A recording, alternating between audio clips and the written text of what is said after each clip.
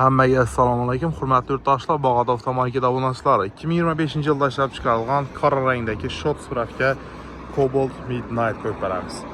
Mashinamiz paket narsa zavoddan chiqqan bo'lsa, shuni durtdi, nomersiz olmagan, o'zini bog'landi. Xullas, zavoddan ishlab chiqadigan bo'lsa, mashina shu bilan durtdi. 41 kilometr yurgan. Shot spravkalarni gösteramiz hozir.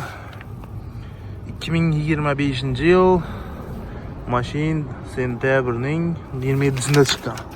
Mashinamiz chiqqanda 20 kun bo'lgan. Urganchdan olingan. To'g'ri Bog'otga kelib turibdi. İçerinde bir defektler yok. Çok narsa paketinden bilemenlerler için. Bog'otdan avtomarketga kelib, bemalol xaridasiz bo'ladi. Bahosi 170 million so'm.